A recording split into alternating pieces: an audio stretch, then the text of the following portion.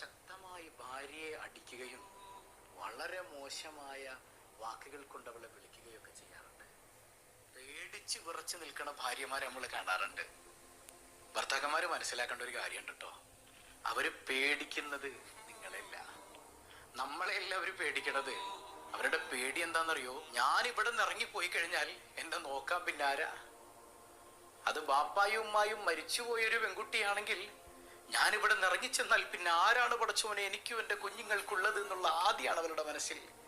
അല്ലെങ്കിൽ ഈ വയസ്സാങ്കാലത്ത് ഞാൻ എൻ്റെ ബാപ്പാക്കും ഉമ്മാക്കും ഒരു ഭാരമായി തീരുവല്ലോ അല്ല എന്ന് കരുതിയിട്ട് സങ്കടം കടിച്ചു പിടിച്ച് ജീവിക്കുന്ന എത്രയോ പെൺമക്കൾ, ആ ശാപം പേറി നിൽക്കുന്ന എത്രയോ ഭർത്താക്കന്മാരുണ്ട്.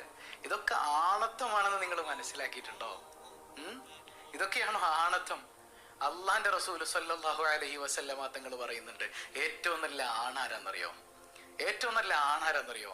നല്ല മസിലൊക്കെ പെരുപ്പിച്ച് നല്ല ടീഷർട്ടൊക്കെ ധരിച്ച് നടക്കുന്നവൻ നല്ല, ജനങ്ങൾക്കിടയിലൊക്കെ നല്ലവനാണ്, നാട്ടുകാർക്കിടയിലൊക്കെ നല്ല പേരുള്ളവനാണ്, അങ്ങനെയുള്ളവനല്ല.